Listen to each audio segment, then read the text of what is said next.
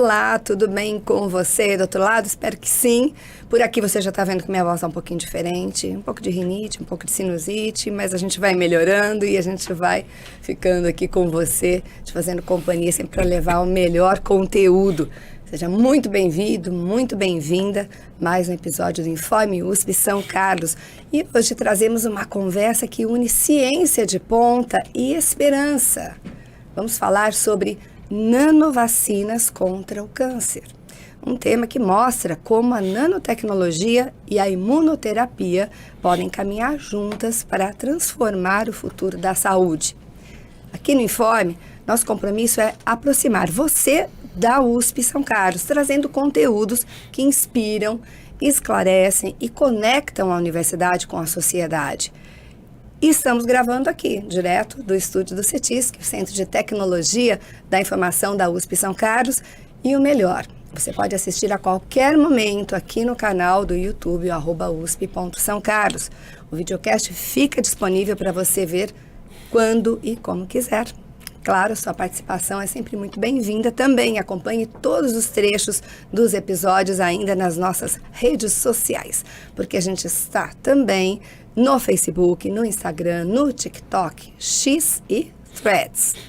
Mande suas perguntas ou sugestões aqui na aba de comentários. A gente adora ter esse diálogo com você. Pode sugerir matérias, inclusive tem muitas já que estão em pauta que você nos sugeriu. Muito obrigada pela participação, viu? E aproveita, se inscreva no canal, ative o sininho para não perder os próximos episódios e também compartilhe esse conteúdo com quem também se interessa por ciência, tecnologia e tudo o que acontece aqui na USP. E se você quiser, receber as principais notícias da USP São Carlos no seu e-mail, é só acessar saocarlos.usp.br, clicar na barra preta da newsletter e enviar seus dados. Pronto, já começa a receber tudo no seu e-mail também. O Informe USP está só começando e hoje com um tema que pode mudar vidas. Não saia daí, hein? Hoje temos a honra de conversar com o professor Valtenciro Zucolotto, do IFISC, Instituto de Física da USP São Carlos, e também com o doutorando e pesquisador no grupo de nanomedicina e nanotoxicologia da USP, Universidade de São Paulo. Estou falando do Gabriel de Camargo Zacariotto, sobre um assunto muitíssimo importante, sobre as nanovacinas contra o câncer. Muito bem-vindos, professor Valtenciro Zucolotto. Obrigada pela presença. Eu é que agradeço. É um grande prazer estar aqui. Agradeço você pelo convite. É um prazer estar aqui de novo. Que bom. E agradeço também ao Júnior, que está nos bastidores, que nos ajuda a tocar aqui, né? E especialmente a quem nos acompanha, né? Quem está lá do outro lado, né? Meus cumprimentos para todos que nos veem. Um grande prazer estar aqui. Gabriel, bem-vindo também. Muito obrigado primeira vez. Conversa séria, que muito importante, que acho que todo mundo vai ficar muito ligado no que a gente vai conversar. Professor Zucolotto, para começar então, o que são nanovacinas? Que é uma pergunta assim que todo mundo deve estar se fazendo agora, né? Em especial contra o câncer. E como surgiu a ideia de abordar o tema de nanovacinas em suas linhas de pesquisa? Conta pra gente. Olha, essa é uma ótima pergunta. Nosso grupo de pesquisa, grupo de nanomedicina, como você já mencionou, trabalha numa interface muito bem definida entre nanotecnologia e biotecnologia. Então a gente gosta de trabalhar nessa interface, juntar esses dois mundos que são fantásticos, e o casamento entre eles é melhor ainda do que os dois separados. E dessas linhas de pesquisa a gente tem grandes aplicações em medicina, no agronegócio, também na própria biotecnologia, né? E esse é o nosso mundo, é onde a gente explora. Dentro dessa vertente de nano e biotecnologia aplicada à medicina, na parte terapêutica, as nanovacinas representam hoje, acho que um dos hot topics, um dos temas mais importantes um dos temas mais quentes hoje nessa área, no mundo, né? Não é um tópico tão novo assim, já tem aí mais de uma década de desenvolvimento, quase duas, ou talvez até um pouco mais, de desenvolvimento de nanovacinas, né? Mas tomou outra forma, tomou outra dimensão depois da pandemia, a gente pode falar isso com calma aqui. Então, respondendo a sua pergunta de maneira mais, bem mais, menos técnica possível, digamos assim, são vacinas, ou seja, são produtos biotecnológicos, nesse caso nanobiotecnológicos, né, que tem por função ativar o nosso sistema imune contra alguma coisa que não é boa, seja contra um vírus, uma bactéria, ou contra, nesse caso, contra células do câncer, mas que são assistidas em algum momento por uma nanopartícula. Uma nanopartícula faz o papel fundamental de entregar o princípio ativo para as nossas células. Então, esse é o conceito de nanovacinas. E é bom também a gente deixar claro já uma distinção, porque para o público que não está tão familiarizado, pensa em vacinas, às vezes logo vem aquela questão da vacina preventiva, né? Eu vou tomar vacina para não ter uma determinada doença, uma infecção, assim por diante. Isso se aplica também para as nanovacinas, em alguns casos preventivas, né? Em alguns casos não, no caso principal, que é o caso da Covid-19, se aplica. Mas no caso específico do câncer, a maioria das vezes que a gente fala de nanovacinas, são nanovacinas terapêuticas, tá? Um pouquinho diferente o conceito.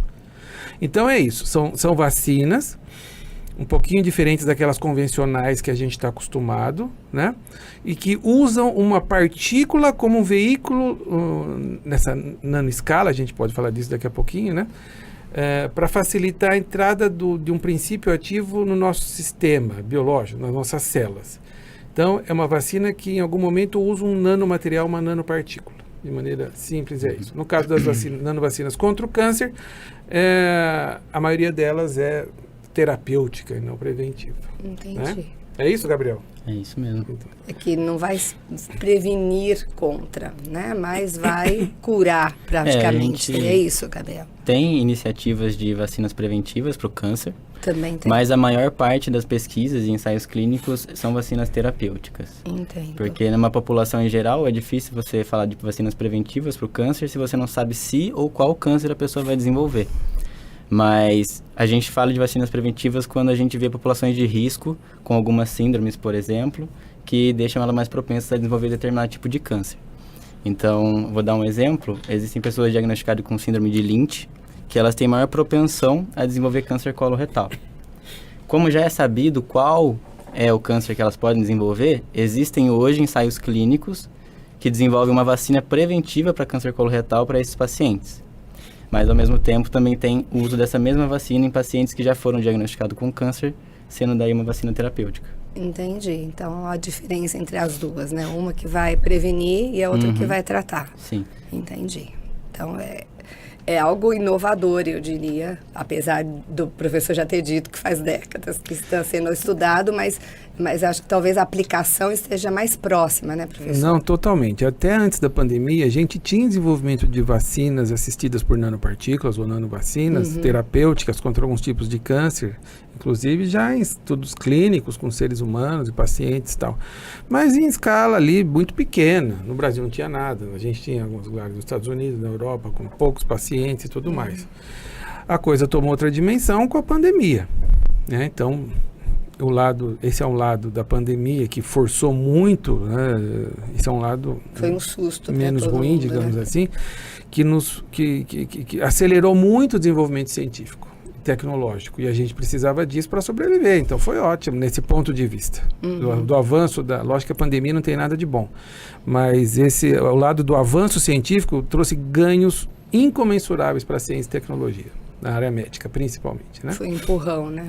E um desses foi a vacina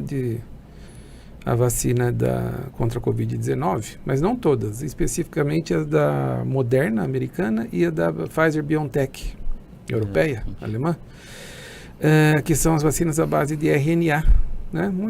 No Brasil chegaram as vacinas da Pfizer-BioNTech, muitos de nós tomamos, né?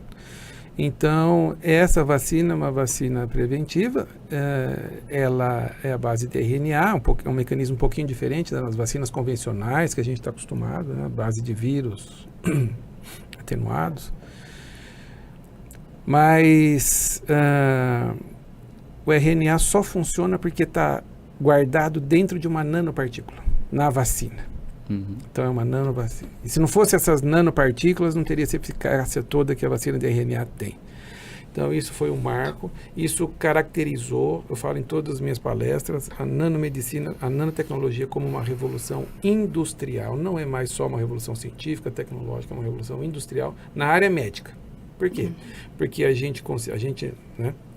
a área conseguiu mostrar que você tem matéria-prima para produzir nanopartículas para um produto em escala global, questões de armazenamento, de transporte para o mundo inteiro, questões regulatórias de eficácia e segurança foram resolvidas, claro, aceleradas pela pandemia.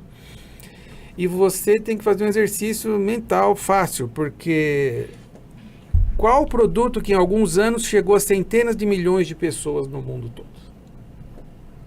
Talvez, acho que nem a Coca-Cola. Então, veja, isso caracteriza já a nanotecnologia nessa área médica como uma grande revolução industrial. E o grande impulsionador disso foram as nanovacinas à base de RNA contra a Covid-19. Então, o senhor considera que estava um pouco parado o desenvolvimento até acontecer isso? Não estava parado, estava no seu ritmo, digamos, natural, de pesquisa Acelerou. dentro dos laboratórios. Foi muito acelerado, tanto que depois da pandemia, as pesquisas utilizando nanotecnologia, especificamente no caso de nanovacinas, para câncer, por exemplo, aumentaram muito no mundo todo. Porque, claro, né, beneficiados por esses avanços desses materiais, dessa tecnologia que deu tão certo para a Covid-19. Entendi. Gabriel, conta pra gente, como que são escolhidos os alvos das nanovacinas, né? São os mesmos para todo tipo de câncer, mudam? Os alvos, eles nada mais são que proteínas. Então, por exemplo, a gente pega a vacina da Covid. A gente apresenta para o nosso sistema imunológico uma proteína que existe na estrutura do vírus. Então, como o nosso corpo daí já vai ter identificado essa proteína, caso a gente entre em contato com o vírus, o nosso corpo reconhece facilmente e elimina o vírus, impedindo que a gente desenvolva a doença no seu estado mais grave. Nosso corpo é inteligente. Isso, exatamente. E para o câncer é a mesma ideia. A gente apresenta para o nosso sistema imunológico uma proteína que tem nas células do câncer. E normalmente mais de um a gente apresenta. Aí, quando a gente pensa nesses antígenos, que a gente chama de antígeno, essas proteínas, eles têm basicamente dois tipos. Alguns que as células do câncer só elas possuem e não tem nos tecidos saudáveis do nosso corpo. A gente chama de antígenos específicos do câncer, porque só eles têm. E também tem aqueles antígenos que tem tanto em células saudáveis quanto em células do câncer, mas estão em maior quantidade nas células de câncer. E aí são antígenos associados ao tumor. Claro que a gente desenvolver uma vacina num antígeno específico para o câncer, que só ele tem, é muito mais benéfico. A gente tem um efeito fora do alvo muito menor. Mas em muitos tumores ele é muito difícil de encontrar. Então a gente tem várias terapias envolvidas em cima desses antígenos que tem tanto em tecidos saudáveis quanto em células do tumor. Então, em resumo, os alvos são basicamente proteínas que existem nas células do câncer. E olha como é importante estar tendo essa conversa agora. Para quem está do outro lado, fala assim, o que fazem na USP? Muita gente pergunta, mas o que estão fazendo na USP? Tudo isso que vocês estão vendo aqui, muito mais, né? Só assistindo também todos os nossos outros episódios para ter tanto contato com aquilo que a gente produz aqui, né, professor? Com certeza. As pessoas de fora, às vezes, falam, nossa, mas o que eles fazem na USP? Eles dão aula? Qual a curiosidade, né, que tem lá dentro? O que tem? Todo mundo trabalhando muito para que você aí do outro lado esteja melhor. Né, professor? A ideia é essa, né? É desenvolver tecnologia para que a gente possa ter não vou dizer um futuro melhor, mas um presente melhor, né? Isso é importante, que a gente leve o mais rápido possível as tecnologias daqui para a sociedade. É sempre essa a ideia. E quais são as vantagens de unir, então, a nanotecnologia e a imunoterapia com relação aos tratamentos convencionais? Já falou um pouquinho sobre isso, mas pode aprofundar agora. Lembrando que imunoterapia é um termo um pouco mais amplo, né? Você pode ter tratamento de imunoterapia sem necessariamente passar por nanotecnologia, digamos assim. Tá? São coisas distintas. Mas, como você até comentou nas primeiras perguntas, nosso grupo já há alguns anos vem trabalhando com essa parte de imunoterapia, né? E nanotecnologia. E o fato de você precisar estimular nosso sistema imunológico contra um determinado agente agressivo, que o Gabriel, né, esclareceu aqui, a gente vai chamar de antígenos, né, que são produzidos especificamente no caso do câncer, por exemplo, pelas células do câncer e tudo mais, poderia ser um vírus, uma bactéria. Em algum momento você precisa acessar as nossas células do sistema imunológico, você precisa ir para dentro das células, levar alguma coisa dentro das células. Para quem nunca pensou nisso, é muito legal. As nossas células têm um tamanho da ordem de dezenas de micrometros. Micrometros é você pegar 1 metro e dividir por 1 milhão, tá? Você divide por 1000, chega num milímetro, é isso, Gabriel? Divide por 1 milhão, chega num micrômetro. Nossa. Se você dividir mais 1000 vezes, você chega na escala da nano, né? Nanoescala. Praticamente imperceptível. Ou seja, as nossas nanopartículas são 1000 vezes menor do que as nossas células. Esse é o ponto. Então, é o veículo ideal para entrar nas células. Então, a gente faz as nanopartículas, não só a gente, que eu digo, a área do mundo todo, né? Dentro da nanopartícula, ainda cabe um monte de moléculas dos remédios, do princípio ativo. E isso vai protegido pela nanocápsula. Se você faz uma injeção intravenosa, intramuscular, vai passear pelo nosso corpo e vai entrar na célula que ela precisa entrar. Porque ela ainda é 1000 vezes menor do que a célula. Lá que ela vai ter os efeitos de sinalizar nosso sistema imunológico e fazer o que precisa ser feito. Essa é a importância da nanotecnologia, conseguir levar esses princípios ativos protegidos para que eles sejam liberados dentro das células onde elas precisam atuar. Por isso que a nanotecnologia é tão importante. Poderia aplicar esses princípios ativos diretamente no sangue? Poderia, mas muito deles ia se perder. Né? E pouquíssimo ia chegar no alvo. Então a nanotecnologia ajuda nesse ponto. Esse é o grande trunfo da nanotecnologia, aplicada à saúde, né? Sim. Nesse caso. E que bom que a gente está conversando sobre isso, porque como leigos, né, que eu estou aqui defendendo você que está aí do outro lado também, falando, nossa, mas nem imaginava que isso podia acontecer dentro do meu corpo, não é? Que existe toda essa via de acesso para chegar numa cura ou então numa prevenção.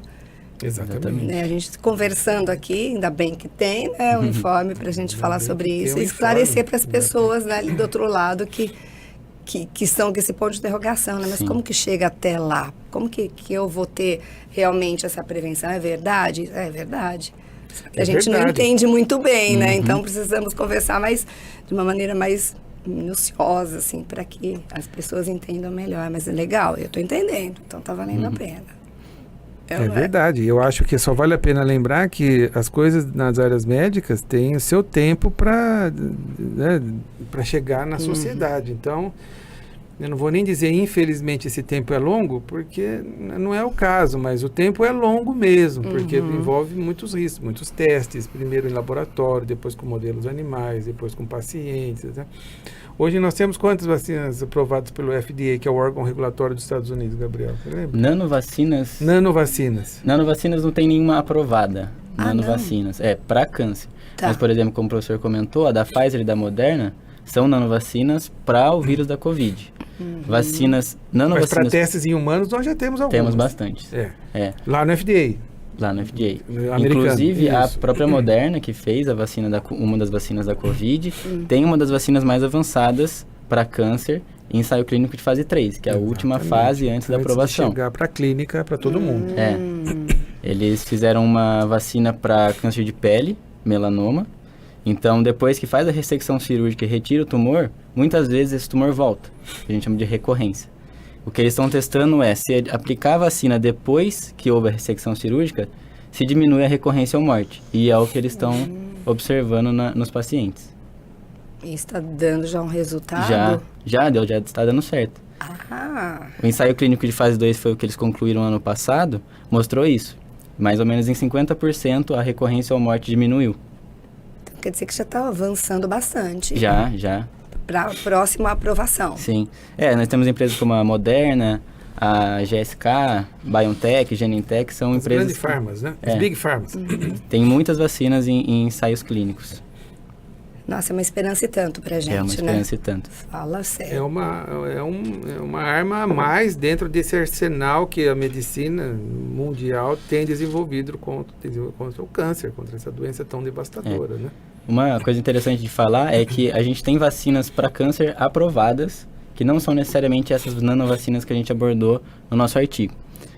A vacina do HPV, por exemplo, ela é considerada uma vacina contra o câncer, porque os casos de câncer de colo de útero tem muita sequência, maioria dos casos tem muita sequência do HPV, do vírus do HPV, Sim. das cepas. E como a vacinação contra o HPV diminuiu muito a incidência de câncer de colo de útero, é considerada uma vacina contra o câncer. Puxa vida. Mas não necessariamente leva a nanotecnologia. Entendi. Nesse caso já ainda não está ligada a isso. Ela não é necessariamente uma nanopartícula carregando o princípio ativo, ela chama nanopartículas semelhantes a vírus. Eles usam proteínas para montar uma partícula como se fosse um vírus, assim. Entendi. É um tipo de nanotecnologia, mas não é exatamente essa de uma nanopartícula carregando o princípio ativo, sabe? Entendi. Poxa vida. É. Como a gente aprende aqui com vocês. Fala sério, hein? Mas, professor, agora em relação especificamente ao câncer, dá para combinar a nanovacina com outros tratamentos, como quimioterapia, ou mesmo outras imunoterapias? Como que seria neste caso? Com certeza.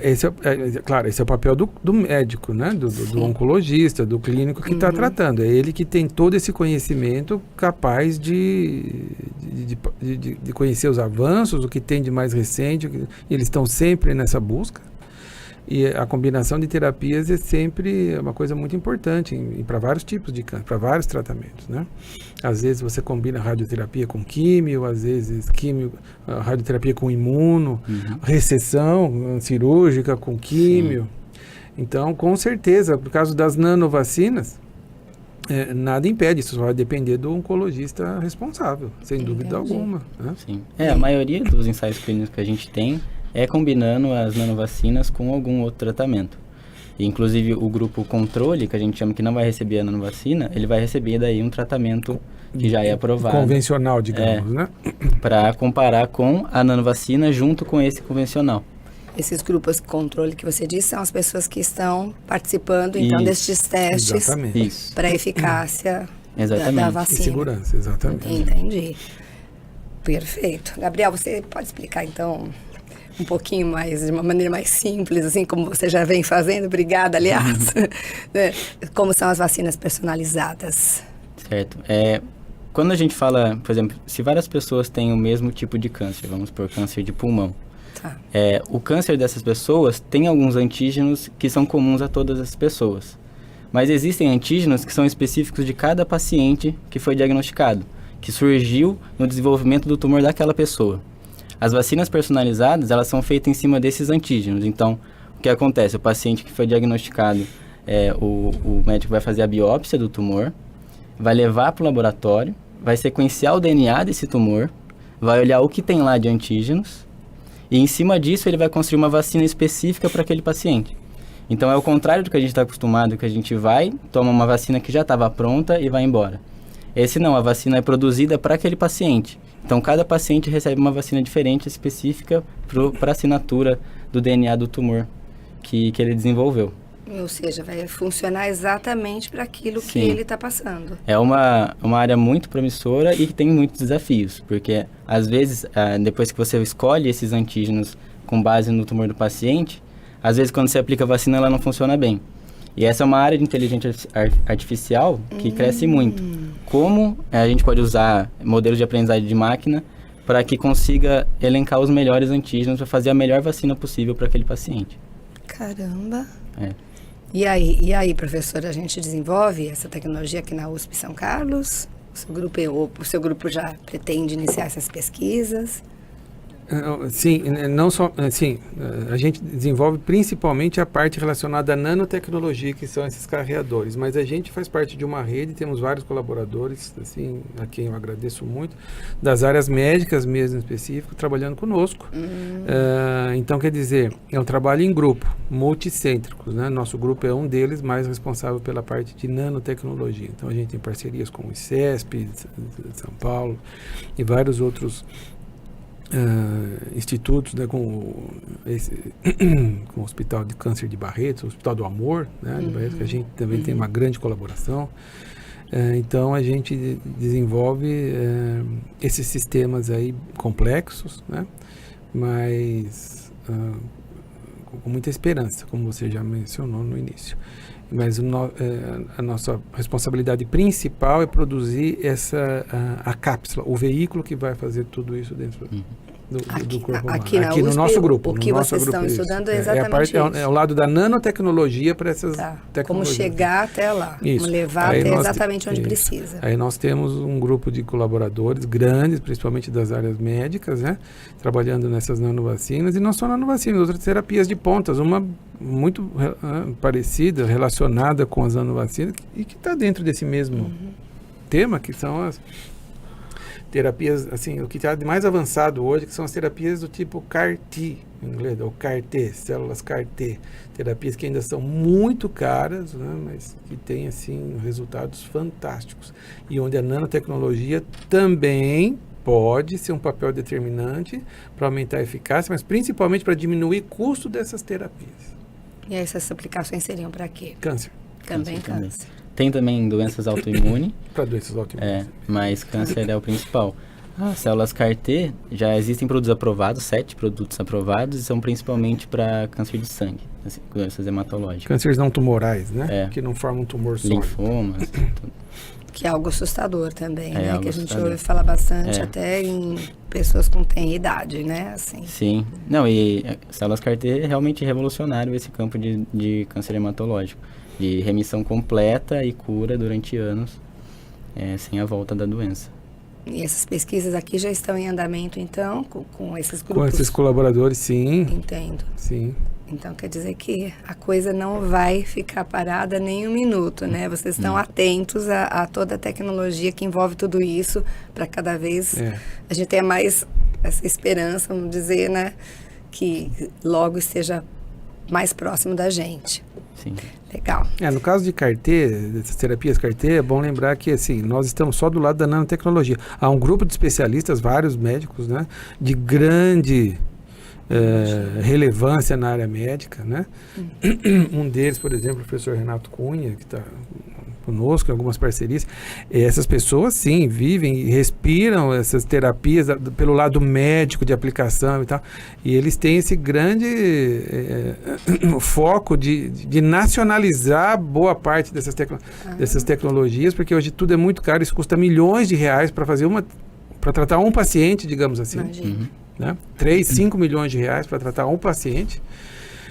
E a ideia é justamente que a gente consiga no país implementar isso, e nós entramos ali com um pedacinho pequeno dessa cadeia toda tecnológica, que é a parte da nanotecnologia, tentando baratear a maneira como se entregam os remédios dentro das células. Entendi. Gabriel, e as outras tecnologias que você acredita que podem influenciar diretamente o futuro das nanovacinas, hein? Nós temos a inteligência artificial, como eu comentei, nessa questão das vacinas personalizadas. Uma das coisas também é que hoje, quando a gente vai pensar no nanocarreador que vai levar ao princípio ativo, a gente depende do que a gente conhece, como pessoa, como pesquisador. O uso de inteligência artificial com base em grandes bancos de dados consegue produzir um design muito melhor de nanopartículas, porque ele consegue processar um número muito maior de informações. Então, hoje, os principais laboratórios do mundo têm desenvolvido esses modelos para conseguir, com base no banco de dados, escolher aquelas nanopartículas que vão funcionar da melhor maneira. Eu acho que outra tecnologia também que cada vez mais a gente ouve falar, que são os testes genéticos. Então, como eu falei, tem pessoas com algumas síndromes que dá predisposição a elas a alguns tipos de câncer.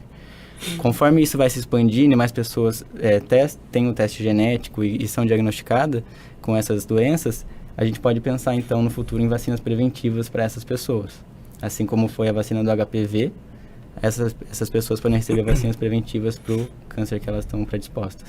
Que sorte a nossa ter vocês, não? Como pesquisadores, estão buscando essas... finalmente para nós, né? O que vai nos livrar disso, né? E é claro que vocês, como pesquisadores, também pensam, né, em vocês, na família de vocês. Sim. E claro, todo esse brilho que a gente vê nos olhos de vocês como pesquisadores é muito incentivador até para a gente. Obrigada, viu? Queria até agradecer em nome de todo mundo que está ouvindo, porque realmente é algo que nos enche de alegria, assim, né? Tem tanta gente pesquisando algo que vai resolver algum problema da população, né? E falando em população, professor Scholotto, como que você enxerga o impacto dessas tecnologias na prática médica, especialmente no SUS, né? Que estaria mais ali propenso ou não a receber?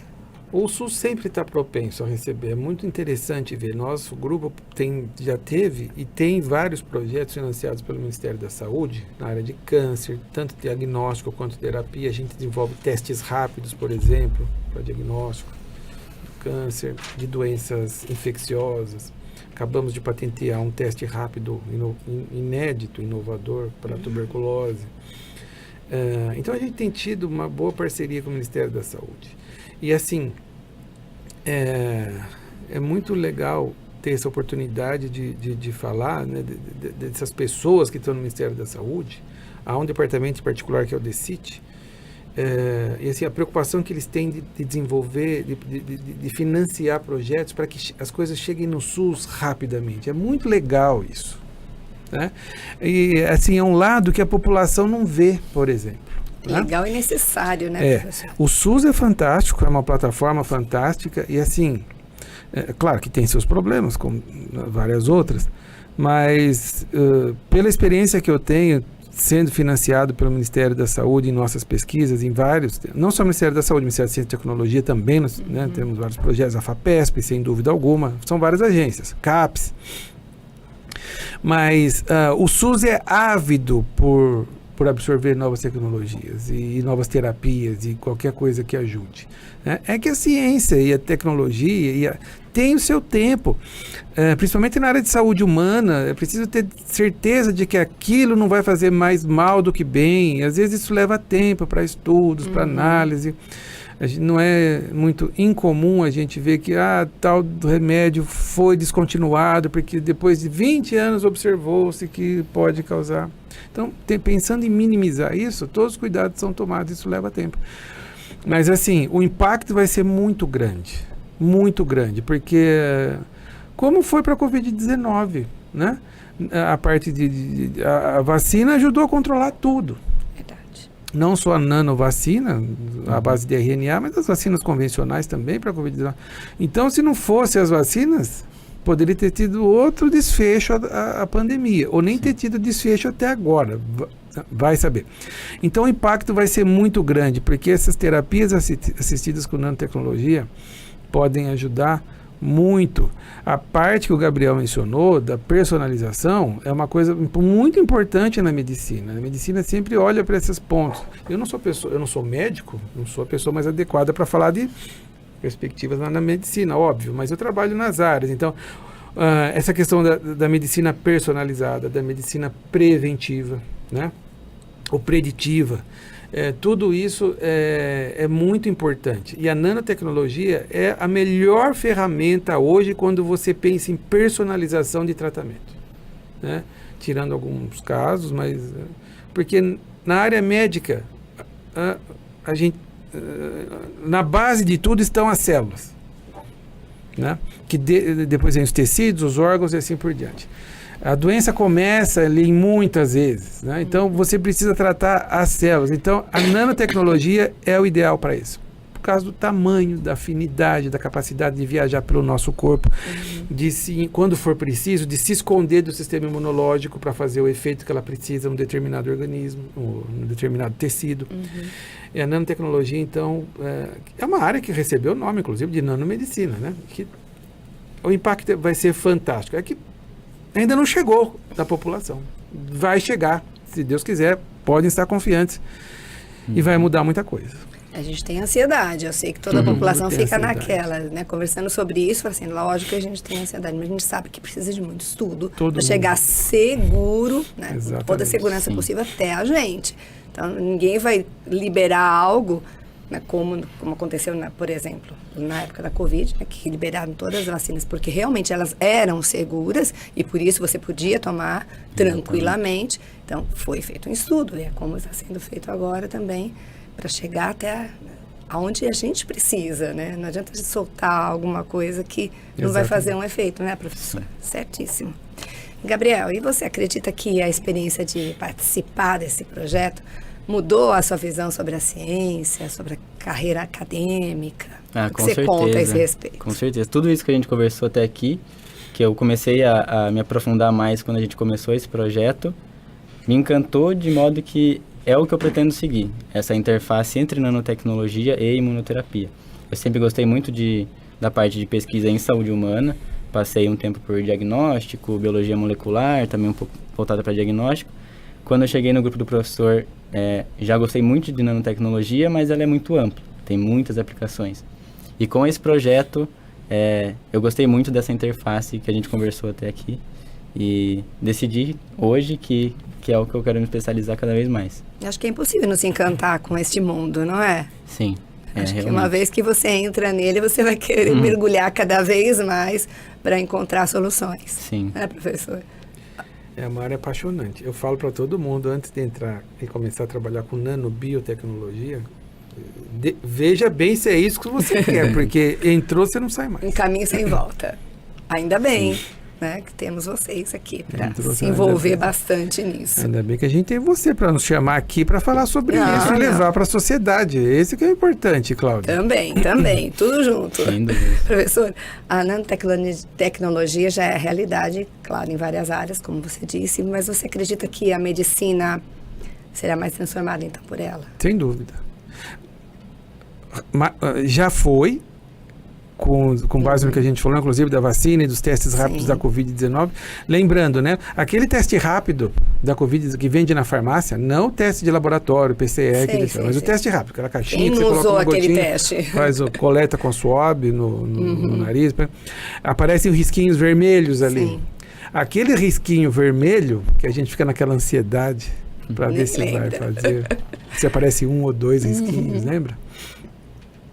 Aquela cor vermelha são nanopartículas de ouro, combinadas com um anticorpo que se liga ao vírus da Covid. Então, se não fosse nanopartículas de ouro, não teria aquela corzinha vermelha ali. Então, quer dizer, assim, já transformou a medicina. Mas o potencial ainda do que vai vir, né? Então, tenha paciência, porque o que vem é muito, muito, muito, muito bom. E que venha de uma maneira... que venha rápido, tomara. Rápido, né? Tomara, mas é isso, mas tem que ter seu tempo, né, Mas vai transformar a medicina.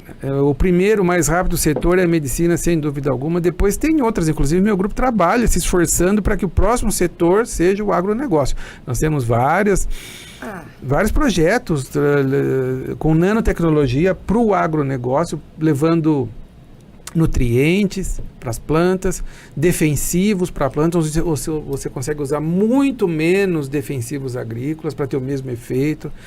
A gente tem vários projetos em andamento e, assim, como eu sempre digo nas minhas palestras, é uma vergonha se o nanoagro explodir em algum outro país, explodir que eu digo no bom sentido, que não seja o país. Nós somos o país do agronegócio, então nós temos o dever de criar a parte do nanoagro primeiro aqui no país, né? Isso é importantíssimo. Vai acontecer. Se Deus quiser. Então tem vários setores, Cláudia, mas da medicina onde está bem mais avançado, sem dúvida. Entendi. Nossa, mas essa expectativa também para o agro é interessante, hein? Com certeza.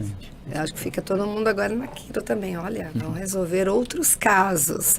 Gabriel, o que você mais gostaria que as pessoas entendessem sobre nanovacinas depois dessa conversa que a gente teve? Porque eu sei que é algo muito difícil até para uma pessoa que nunca ouviu falar, né, começar a entender. Mas eu também sou leiga e eu tô entendendo bem, assim, pela explicação deles aqui, exatamente qual é a função. Mas no teu caso, o que você passaria? Eu acho que principalmente sobre a desinformação que tem sobre vacinas no geral. Essa desinformação que cada vez... A gente sabe que o movimento antivacina já é algo antigo, mas que vem e volta, dependendo da época.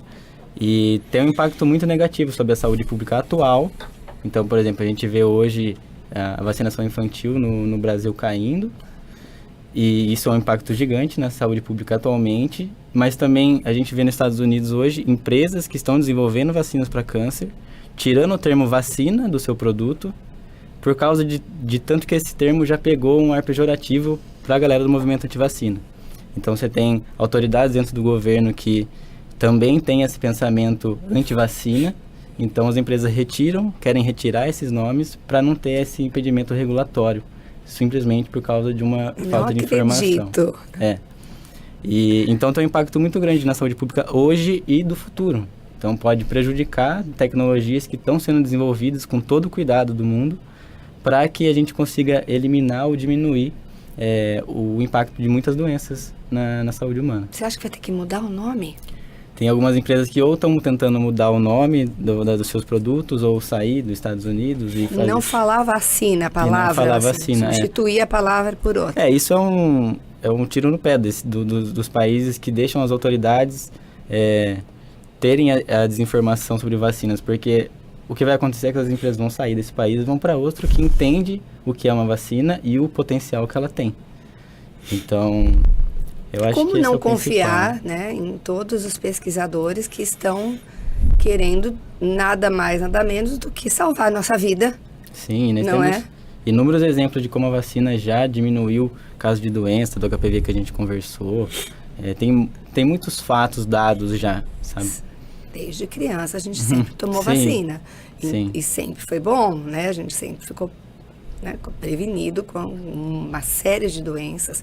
E que a gente tem que estar sempre lá com a carteirinha também atualizada. Você que está aí do outro lado, não foi há um tempão até o posto de saúde? Vá, porque precisa muitas vezes atualizar a sua vacina e você não está nem sabendo, né? Porque tem algumas vacinas que têm que ser tomadas novamente durante a sua vida, mas não pode abandonar. Não. Que é algo que pode te salvar. Então, sim, uma desinformação que tem muito grande sobre as vacinas da Covid serem aprovadas rapidamente, mas não é que foram aprovadas rapidamente. Muito investimento foi feito quando se viu a necessidade global de desenvolver essas vacinas, e são tecnologias que vêm de décadas. Sim. Não foi na época da Covid que foram desenvolvidas. Encapsular agentes ativos dentro de nanopartículas existe há décadas. E a gente não era viu divulgado. Que funcionou. Provavelmente, sim, né? Sim, com certeza. Então houve essa comoção por causa disso. Talvez as pessoas não soubessem, não tinham esse conhecimento, mas obviamente que ninguém que pesquisa sobre isso ia fazer algo que fizesse mal. Com certeza. Né? Com certeza. Puxa vida. É isso aí, gente. A gente conversando, a gente entende muita coisa, né, professor? Sem dúvida. A gente está chegando já no final, conversa. Você que decide, olha. Eu que decido, não. Eu quero saber mais coisas. A casa é sua. Pedir seu recado. A casa é sua e do Júnior. Nós somos convidados, a hora que vocês... Fala, Júnior. Tem alguma pergunta especial para o professor? Ele adora falar sobre esse assunto. Tem alguma pergunta especial? Não. Mas é o seguinte, antes da gente para a pergunta especial do Júnior, só preciso lembrar que, inclusive, o que gerou esse seu convite aqui foi um artigo recentemente publicado, né? É um artigo de revisão. A gente fala tudo sobre essa parte das nanovacinas de câncer. Esse artigo foi publicado numa das melhores, talvez entre as 2 melhores revistas de nanotecnologia do mundo, a revista American Chemical Society Nano, ACS Nano, para quem conhece. E nós estamos aqui, o Gabriel, o primeiro autor, o mais próximo da execução do trabalho. Eu sou orientador, mas tem vários outros coautores e coautoras, então que a gente também tem que fazer o nosso agradecimento. Todos os nossos alunos lá do grupo. Tem alunos aqui de mestrado, tem pós-docs, alunos de doutorado, né? Então, a gente agradece toda a equipe. Vou falar o nome de todo mundo já, pode deixar, professor. Tá bom. Não vou esquecer de ninguém, não. Então, esse é um artigo que está em acesso aberto, então... Está aqui na tela já, qualquer pessoa pode ter acesso a esse artigo. É um artigo que está em inglês, mas você consegue colocar Desce ferramentas, se for o caso, Júnior, né? por favor, até chegar lá no clique aqui. E outra coisa importante, esse artigo foi tão importante, tão bom, que foi capa da revista. Peraí, Júnior, volta. Olha a revista aqui. Olha lá. Uma das capas da revista. Muito bem, agora pode descer mais um pouquinho. O professor aí. Cadê o clique? Confira aqui o estudo todo publicado, está em inglês. Clicando ali, você já tem acesso ao artigo. Mas você consegue também traduzi-lo facilmente. Caso, Hoje em dia ferramentas, né? Tem muitas ferramentas a respeito disso. E qual o recado que você deixaria para a população, então? Vamos falar com eles, né? Sobre a importância de apoiar a ciência nacional. Eu sempre falo, né? Infelizmente, nesse caso sim, infelizmente, no Brasil, como em outros países, outros estão melhores do que a gente, mas nessa situação, né? Mas no Brasil a gente ainda tem uma boa parte da população que é muito pouco familiarizada com o que acontece dentro das universidades, né? No Brasil nós temos universidades fantásticas, assim, de primeiro mundo, né? As universidades, seja em nível federal, estadual, particulares também, muito boas.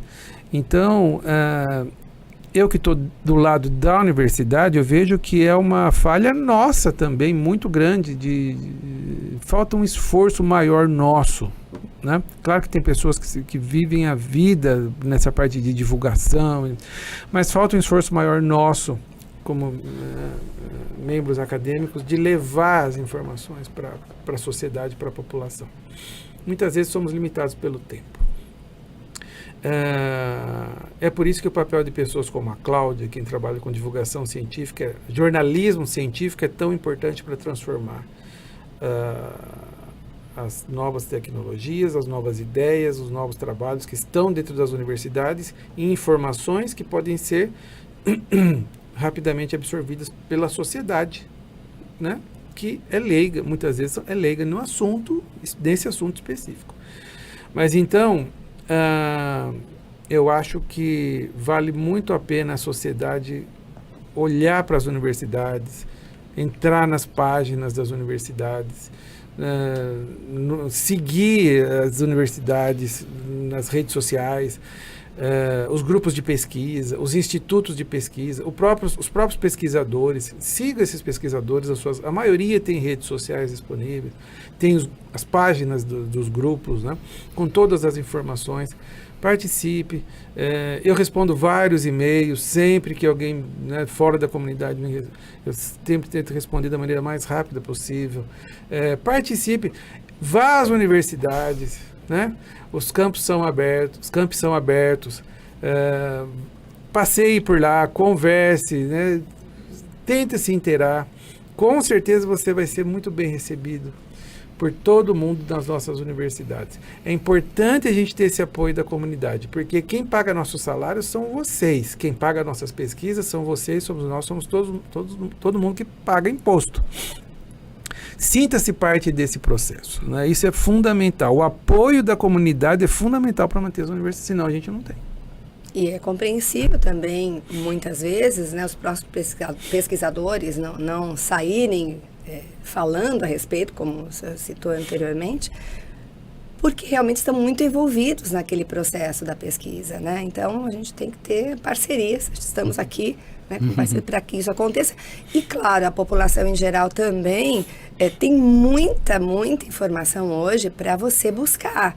Então, não adianta falar, não, eu não entendo disso, eu não sei disso. Tem como saber, né? Como o professor falou, existem muitas maneiras, né? Inclusive a própria universidade, que eu sempre digo e repito, e o professor Zuccolotto também falou com propriedade, universidade pública, gratuita e feita para quem? Para vocês. Né? Como ele disse, vocês que estão aí do outro lado, cada um de nós, aliás, é que contribui para que ela exista. E estão todos aqui trabalhando para o bem de você que está aí do outro lado. Não é isso, gente? Estou falando alguma coisa errada, professor? É isso mesmo, não é? Certíssimo. A gente pode imaginar, então, essas nanovacinas já sendo utilizadas em tratamentos nos próximos anos. Podemos imaginar, podemos, com certeza. Então, estamos aí. Gabriel, que mensagem que você deixaria para jovens como você, estudantes interessados em seguir essa carreira científica, né? Que eles... Eu acho que a ciência é uma carreira muito gratificante, assim, então a gente vê esse trabalho que a gente passou praticamente um ano elaborando, escrevendo, revisando, estudando, e ter um feedback tão positivo de uma das maiores revistas em tecnologia, como o professor comentou. Então, é muito gratificante a carreira científica nesse sentido. A gente vive uma época em que todo dia se descobre uma coisa nova, é muito estimulante ser cientista, porque você vê muitas coisas sendo feitas ao redor do mundo. E eu imagino que se deixa essas mensagens, a gente também tem a necessidade cada vez mais de resolução de problemas de maneira mais inteligente, mais inovadora, problemas que já vêm de tempos e novos problemas que a gente vai enfrentar em medicina, em agricultura e em meio ambiente, que vai precisar de pessoal para propor novas soluções. Então, se você pensa em seguir carreira, olha que bela carreira, né? Descobrir soluções para a nossa vida. Não tem nada mais gratificante do que isso, fala sério. Júnior, surgiu a pergunta ou não? Não, ele não quer fazer, gente. Tá tímido hoje, Júnior. Já falamos um monte sobre isso em vários programas, né, professor? Mas não é bom a gente sempre falar de novo? Fala sério. Porque vai chegar no ouvido de quem precisa, né? Uma hora chega, né, professor? Com certeza. A gente conversa até realmente ter esse retorno teu. Aliás, falando em retorno, os comentários estão aqui. Fique à vontade, coloque suas perguntas, a gente envia depois pro professor, tenho certeza que ele vai responder. Ou no próprio YouTube, então fique à vontade, tá? A gente só tem a agradecer demais a participação de vocês, professor Valtencir Zoccoloto, que é do Instituto de Física da USP aqui de São Carlos, e também do doutorando, muito simpático, né, Gabriel de Camargo Zacariotto, que dividindo conosco não só conhecimento científico de ponta, mas também a esperança de um futuro com tratamentos mais eficazes e personalizados. Olha que interessante. E a gente, claro, estende o nosso reconhecimento aos demais autores do artigo científico, que são Maria Júlia Bestafa, Angélica Maria Mazueira Zapata, Camila Rodeiro, Fernanda Coelho, João Vitor Brandão Quitiba, Lorena Lima, Raquel Sterman e Valéria Maria de Oliveira Cardoso. Não esqueci de ninguém, né, gente? Então tá bom. São profissionais que juntos constroem avanços reais para a medicina e para nós, a sociedade, né? E como sempre dizemos por aqui, quando a universidade, a ciência e as pessoas caminham juntas, o impacto é muito maior. É ou não é? Muito obrigada a vocês dois por se disponibilizarem isso aqui com a gente. Quero deixar o recado final, fiquem à vontade. Gabriel? Eu queria agradecer o convite, todo o pessoal aqui. Agradecer a USP também pela oportunidade, o professor pela oportunidade que ele me deu lá atrás para liderar esse projeto. E também a minha família, meus amigos, minha namorada, minha mãe. Todos incentivam muito, né, Gabriel? Todos fazem parte de alguma maneira. E cada um deles tem seu papel. Obrigada, com certeza. Viu? Obrigada mesmo por fazer esse papel tão fundamental aqui pra gente. Eu só tenho a agradecer o convite. Imagina. É um prazer enorme, né? É um orgulho pra gente contar com vocês aqui nessa parte de divulgação científica tão importante, Cláudia, né? Agradecer você, o Júnior, que não mede esforços para estar aqui produzindo esse conteúdo tão importante. A todos do nosso grupo, né? É um prazer enorme. Estamos à disposição para vocês voltarem. Contem conosco. Então, lembrando que o estudo transforma vidas. Você jovem, adolescente, jovem, adulto jovem há mais tempo, não deixe de estudar. A universidade precisa de vocês, né?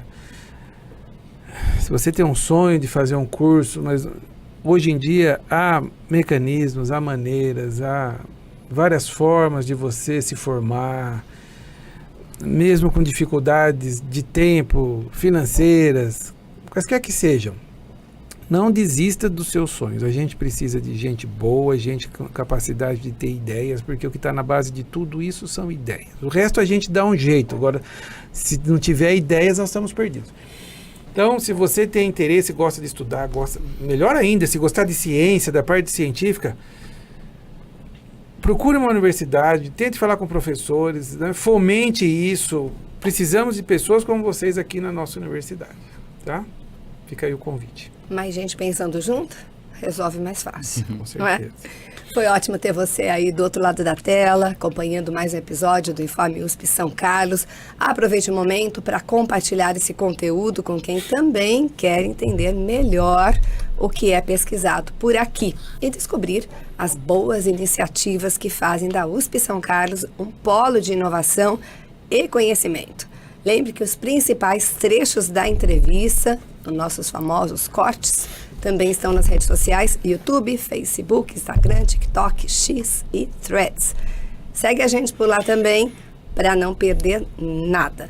O Informe USP São Carlos é uma produção da Assessoria de Comunicação da Prefeitura do Campus USP de São Carlos, em parceria com o CETISC, o Centro de Tecnologia da Informação de São Carlos, e com apoio também das assessorias de comunicação das unidades do campus. A gente se despede por aqui, mas o convite já está feito para o próximo Informe USP. Até lá então e continue com a gente, aproximando a USP São Carlos do seu dia a dia. Até lá.